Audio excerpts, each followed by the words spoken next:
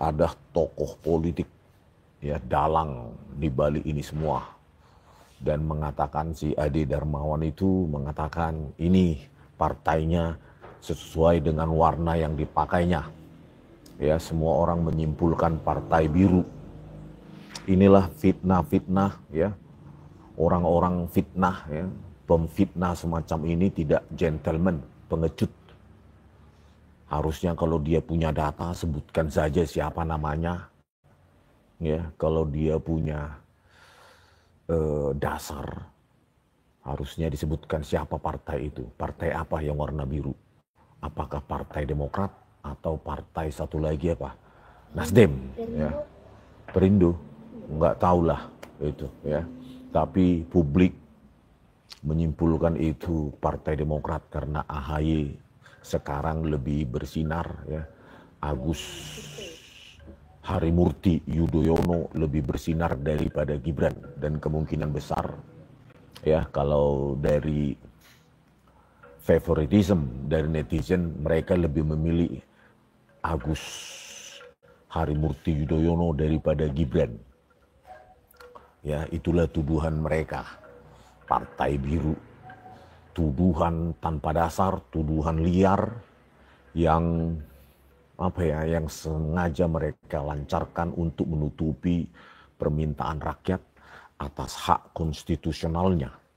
Ya, agar Jokowi menunjukkan ijazah yang pernah dipakainya 2 kali.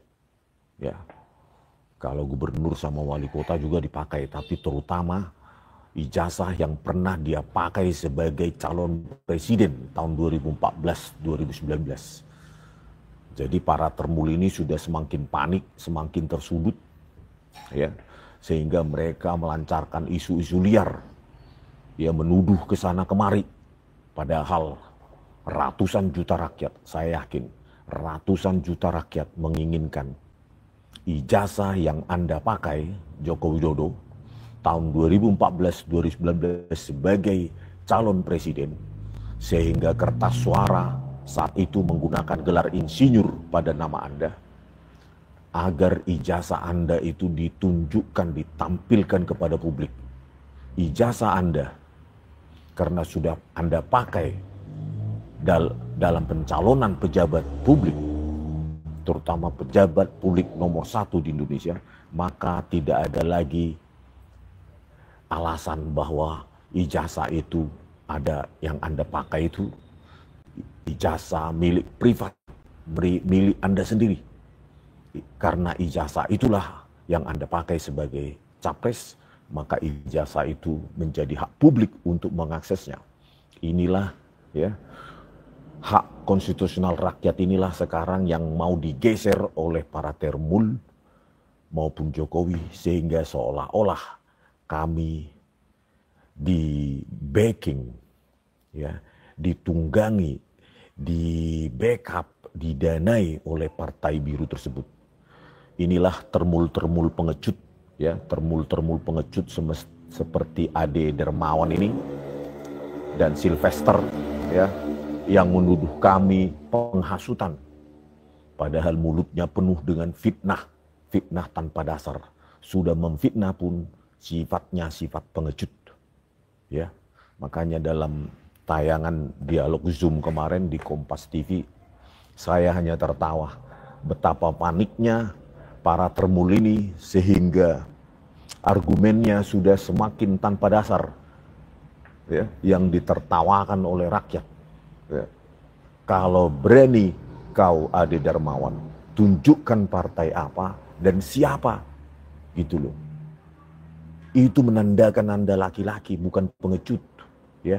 Anda laki-laki tidak, Ade Darmawan dan Sylvester. Jangan bersembunyi di balik narasi-narasi liar dengan statement-statement kabur, kode-kode warna. Itu warna saya biru, tunjukkan siapa, gitu loh, partai apa, siapa yang mendanai kami, siapa yang membacking kami, gitu.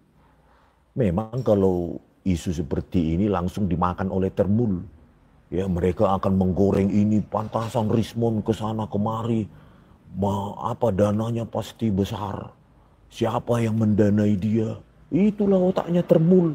Karena dia berpikir tidak ada orang, tidak ada Termul yang mau bergerak kalau nggak dibiayai. Padahal orang banyak hidup dari idealisme. Gitu. Kalau uang nomor 10. Gitu. Tetapi otaknya Termul semacam Ade Armando tidak masuk akalnya. Pasti digerakkan dengan uang. Itu loh Termul. Ya.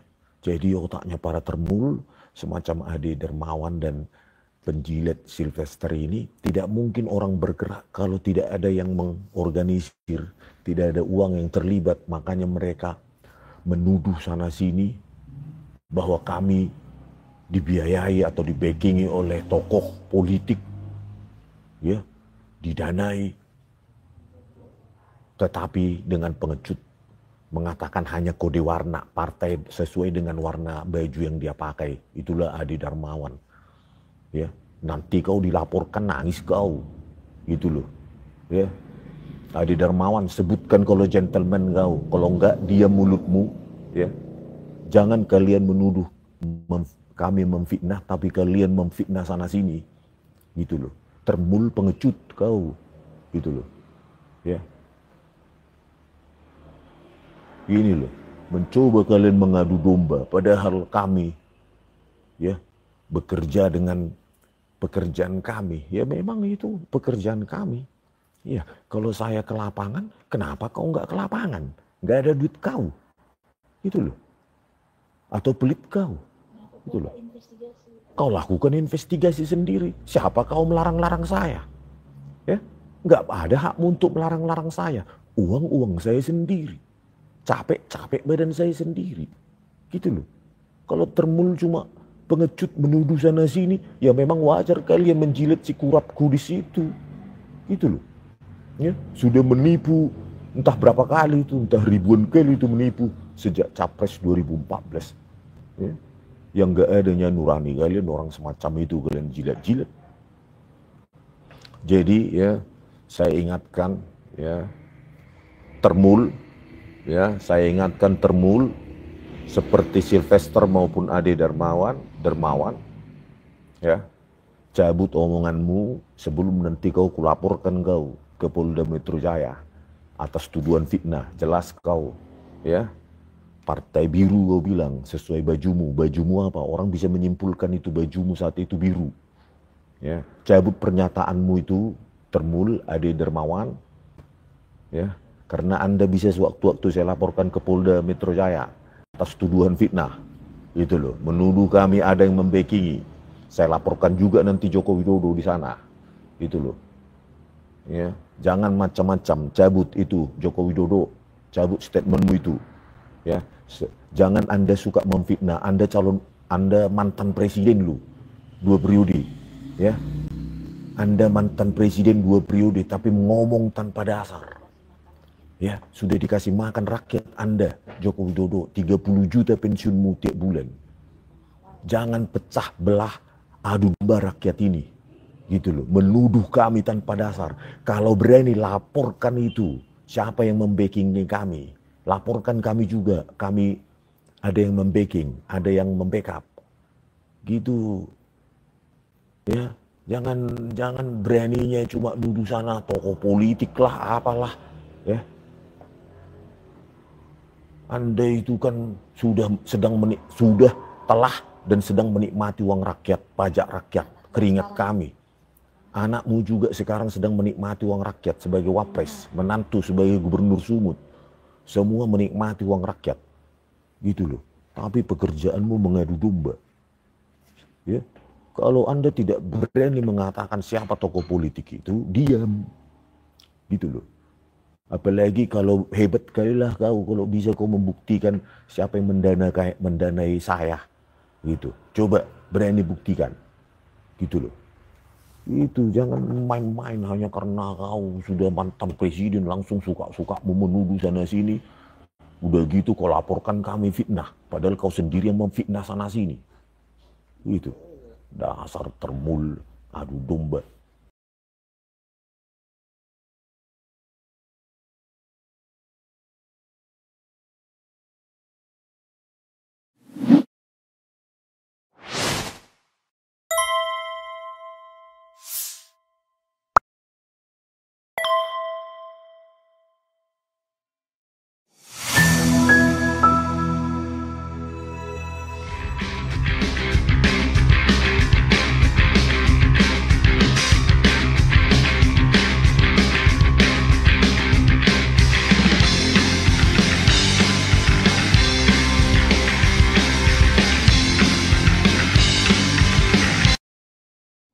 Pak, kalau terkait yang ada muncul 12 nama terlapor terkait yang laporan Pak Joko di Polda Metro Jaya itu, tanggapannya seperti apa Pak? Termasuk Pak Abraham Samad. Iya, begini, jadi yang saya laporkan itu adalah peristiwa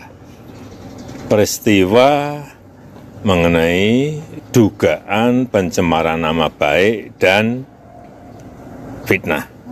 Itu. Jadi saya tidak melaporkan nama. Kemudian ada tindak lanjut penyelidikan dari Polri dan muncul nama-nama itu. Jadi sekali lagi yang saya laporkan adalah peristiwa dugaan pencemaran nama baik dan fitnah. Berarti munculnya Pak Abraham Samad itu juga bukan dari Pak Jokowi? Bukan, itu karena proses penyelidikan yang ada di Polri. Kalau untuk terkait laporan yang ada di Sleman Pak, ada 3 laporan Pak. Itu tadi. Iya, kita hormati proses hukum yang ada. Siap. Pak, terakhir Pak, terkait dengan Dugaan apa tuh? ada yang skripsi palsu, kemudian ada yang soal Pak Kasmujo, kemudian sama yang terakhir Itu namanya ngalor ngidul. jurusan teknologi. Yang satu belum selesai sudah ngalor, yang satu belum selesai sudah ngidul. Namanya ngalor ngidul. Tapi kita hormati proses hukum yang ada. siap. Pak, Ya, Pak, udah. kemarin, Satu lagi, Pak. Investor Matutina mengatakan bahwa ada sosok politik di balik Roy Suryo di kasus ijazah ini. Kan saya sudah sampaikan, feeling saya mengatakan ada agenda besar politik dalam tuduhan ijazah palsu maupun pemakzulan. Artinya memang ada orang besar, ada yang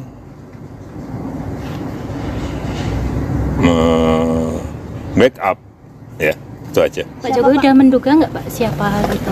Mengarah kemana? Mengarah ke Ya semua udah tahu lah. Ya, terima kasih. Terima kasih Pak. Pak, kalau terkait yang ada muncul 12 nama terlapor terkait yang laporan Pak Joko di Polda Metro Jaya itu, tanggapannya seperti apa Pak? Termasuk Pak Abraham Samad. Iya, begini, jadi yang saya laporkan itu adalah peristiwa mengenai dugaan pencemaran nama baik dan fitnah. Itu. Jadi saya tidak melaporkan nama.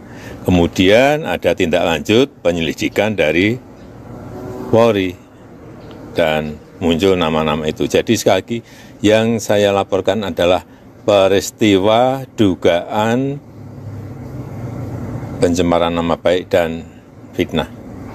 Berarti munculnya Pak Abraham Samad itu juga bukan dari Pak Jokowi? Bukan, itu karena proses penyelidikan yang ada di Polri. Kalau untuk terkait laporan yang ada di Sleman Pak, ada 3 laporan Pak. Itu tadi. Iya, kita hormati proses hukum yang ada. Siap. Pak, terakhir Pak, terkait dengan Dugaan apa tuh?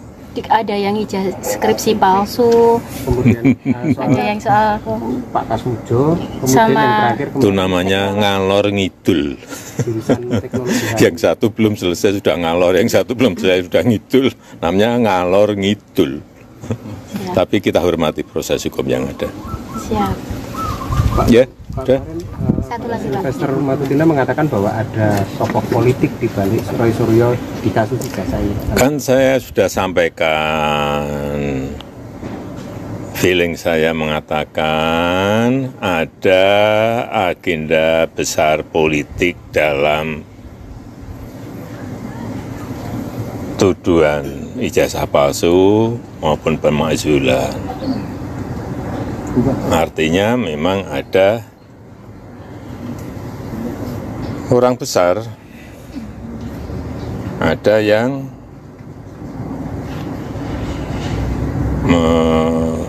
backup, ya itu aja. Pak Jokowi udah menduga nggak Pak siapa gitu?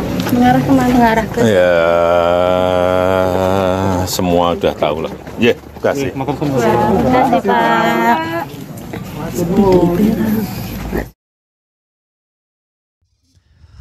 Assalamualaikum warahmatullahi wabarakatuh. Sobat RH sekalian, jumpa lagi kita di channel yang keren ini. Keren, cadas. Ya, Sobat RH sekalian, ada orang besar di balik isu ijazah dan pemakzulan. Siapa? Siapa ya? Jadi begini saudara sekalian, saya tidak menolak yang namanya free riders, penunggang-penunggang gelap. Bisa jadi apa yang disinyalmenkan oleh Jokowi ada. Tetapi sebuah isu itu tidak bisa kemudian berkembang sedemikian rupa. Kopi Aceh enak ya. Kalau tidak ada bahan bakunya. Sebagaimana misalnya kita cerita mengenai ijazah palsu ini. Saya kira nggak bisa ujuk-ujuk tiba-tiba ada orang ngomong tentang ijazah palsu, tapi zong semua, tidak ada indikasi apapun.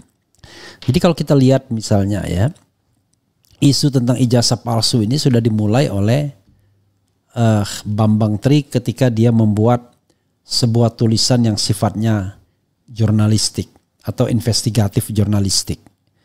Sehingga yang disampaikan itu ya harus dipahami sebagai bagian dari kerja-kerja jurnalistik. Kan begitu. Kemudian ada gugatan ke Pengadilan Negeri Jakarta Pusat di tahun 2022. Tapi sayangnya dinyatakan tidak dapat diterima. Menurut saya wajar dinyatakan tidak dapat diterima karena pada waktu itu tuntutannya macam-macam. Tetapi sebelum dinyatakan tidak dapat diterima ini sebelumnya sudah ada lagi gugatan, tetapi kemudian ditarik karena Bambang Tri dan Gus Nur juga ya ditangkap dan kemudian diproses. Lalu setelah Bambang Tri dan Gus Nur ada gugatan dinyatakan tidak dapat diterima. Di Solo itu juga dinyatakan tidak dapat diterima. Jadi orang mempertanyakan ijazah palsu ini bukannya kapok, tapi justru terus menerus. Soalnya kenapa? Dalam kasus Bambang Tri, ijazah palsunya itu tidak ditunjukkan. That's the point. Itu persoalannya. Jadi ada faktanya. Sehingga kalau mengatakan ada penunggangnya, bisa jadi. Ya, penunggangnya itu orang yang ingin mengambil keuntungan dari ini semua. Siapa? Semua sudah tahu. Let's say kita bicara mengenai isu-isu yang berkembang di bawah permukaan. Kemarin saya ketemu dengan beberapa teman aktivis. Konon katanya, ya konon. Tapi konon kan, bahwa di kalangan DPR sendiri sudah sepakat. Sebenarnya sudah sepakat ini kata narasumber yang pernah jadi anggota DPR, sudah sepakat mengenai isu pemakzulan ini, walaupun perlu diverifikasi ya. Sudah sepakat, cuma yang mereka belum sepakat adalah siapa menjadi penggantinya. Nah ini ada 2 putra mahkota yang disebut-sebut sebagai calon pengganti, yaitu AHY dan satunya Puan Maharani. Ya tentu mau, siapa yang gak mau, tinggal disodorkan namanya dan kemudian dipilih, selesai kan. Di antara mereka, konon para anggota DPR itu belum sepakat siapa yang akan dimajukan. Ternyata muncul yang namanya kuda hitam, dark horse. Jadi kuda hitam ini, nah saya sebut saja inisialnya Mr. D. Loh, kan we are from the same party, political party. No problem. You see Prabowo and Sandiaga Uno. Orang bilang begitu ya. And then katanya ini cukup disupport ya, supported by the members of parliament ya, either in DPR or in DPD. Jadi ada. Nah, kalau kita bicara teori kepentingan seperti itu, saya tidak yakin ada satu orang besar yang mengorkestrasi ini semua. Atau beginilah, paling gampang ya. Wah, sambil minum gak apa-apa ya. Saya pengen melakukan analisis sambil minum. Ya, jadi ini analisis ya. Let's say orang mengarah kepada SBY. Masuk akal kalau orang mengarah pada SBY. Lalu kita kaitkan dengan pernyataan pernyataan Sylvester. Katanya ada orang besar di belakang Roy Suryo. Maka yang paling gampang adalah ya menuding SBY karena Roy Suryo pernah menjadi anggota Partai Demokrat. Coba kita putar dulu yang ini ya. Jadi kalau sudah siap bilang ya. Jadi Roy Suryo pernah menjadi anggota Partai Demokrat, tapi dia sudah mundur. Wah, lalu ada AHY, connect ya, ketemu ya. Tetapi pertanyaan kita bukan pada siapa di belakang layarnya. Kalau memang ada, apa esensinya? Apakah memang ijazah palsu ini ada benar atau tidak? Apakah cukup beralasan kalau seandainya Fufu Fafa ini mau dimaksudkan? Kan begitu soalnya. Jadi kalau saya lihat ya, ini nggak ada kaitannya lagi. Justru kalau dibilang misalnya orang di belakang layarnya itu Anies Baswedan misalnya, ayo silakan. Saya meyakini bukti-bukti itu nol besar. Kenapa nol besar? Karena ini kan hanya drama dan narasi yang dimainkan. Contohnya, yang mereka teliti itu apa? Ya kan? Selama ini kita ini sebenarnya lupa bahwa yang diteliti itu bukan ijazah palsu yang original atau ijazah asli, tapi yang original juga kan, ya kan? Yang diteliti itu adalah semacam foto atau kopian di sosial media yang di-upload. Isu ijazah palsu ini menurut saya sudah game over, termasuk isu pemaksulan. Ya kan? Karena apa? Isu ijazah palsu ini sudah pernah digugat 2 tahun lalu, hasilnya ditolak oleh pengadilan. Ya.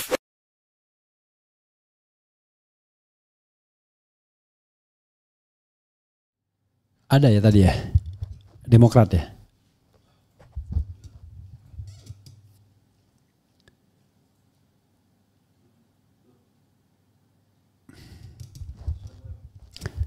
Oke, saudara sekalian, saya tidak sempat membaca tadi ya. Sepertinya tidak ada kata-kata di belakang Roy Suryo ya. Belum sempat. Itu sebenarnya potongan selanjutnya sepertinya saya pernah mendengar. Oke. Jadi saudara sekalian, jadi siapa orang besar di belakang itu kita lanjutkan. Maka barangkali apakah dia Megawati, apakah dia SBY, apakah dia Anies Baswedan? Kalau Anies Baswedan rasanya nggak mungkin. Karena Anies Baswedan tidak punya kekuatan untuk menjangkau parlemen. Dia tidak bagian dari elit saat ini berkuasa. Apakah Megawati? Megawati bisa jadi karena punya kepentingan untuk mendudukkan Puan Maharani. Kan kepentingan Megawati adalah sekali dayung 2-3 pulau terlampaui. Misalnya Gibran digeser, ijazah palsu terbukti, Puan naik sebagai wakil presiden. Nah itu cerita indah. kan cerita indahnya kan begitu kan. Oke. Apalagi something happen to Prabowo and then her daughter replace the positions as the president. Wah itu tambah indah lagi. Kalau SBY ya mungkin saja karena SBY melihat siapa tahu dia bisa menggalang koalisi untuk menjatuhkan Gibran dan kemudian mendudukkan AHY jadi the vice president. Kalau AHY jadi the vice president, maka he is a potential to become the president, ya kan? The next president. Jadi politik itu tentu tidak di ruang hampa.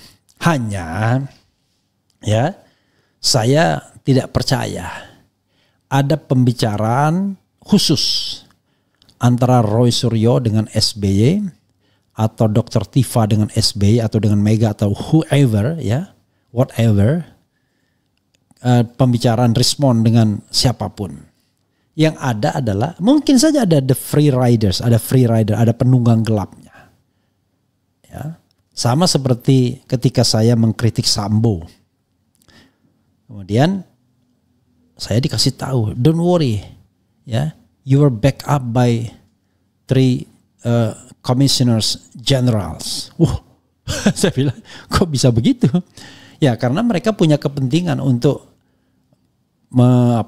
menendang Sambo dalam circle di kepolisian misalnya begitu.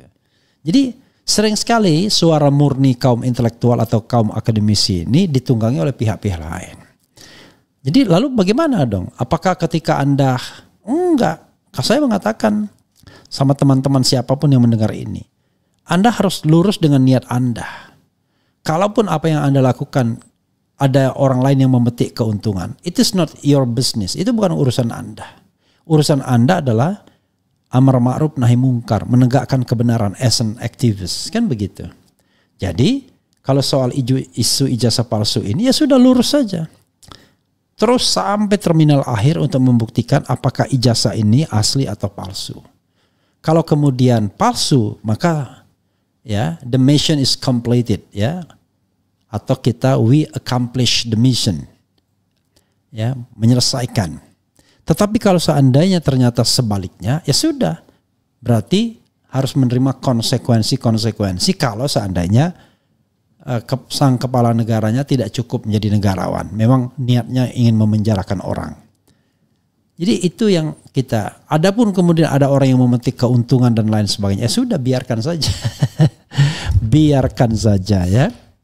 Toh kita berharap bahwa selalu ada orang-orang baik yang berada di pemerintahan. Sebagai contoh, sebagaimana yang saya sampaikan kepada Jumhur Hidayat. Saya tidak bisa menerima Prabowo Subianto yang berkolaborasi, ya, berkolusi dengan Jokowi di Pilpres 2024 untuk memenangkan pertarungan. Karena saya tahu betul, ya, it was an unfair competition. Karena itu saya menolak misalnya kalau mau dilibatkan atau dimasukkan ke dalam kabinet dan lain sebagainya. Berat menolak kekuasaan, berat menolak kenikmatan, berat menolak gaji 1 miliar per bulan seandainya ditunjuk sebagai komisaris. Tetapi ya sudahlah, bismillah, ya. Walaupun kita belum kuat-kuat amat, masih merasa marah, rasa cemburu dengan orang kok dengan mudahnya menggadaikan idealisme yang dulunya teriak-teriak mengenai idealisme, tapi sekarang ketika menjadi bagian dari pemerintahan kemudian rangkap jabatan juga, kalau bahasa pasarnya tai kucing kan gitu kira-kira, ya. Cuma ya itulah apa istilahnya, godaan kita, ya. Apakah kita tidak silau dengan jabatan ataukah tidak silau dengan materi yang bisa sangat berlimpah di depan mata kita kalau kita ingin ikut dalam arus atau bagian dari kekuasaan. Dan so easy, ya kan?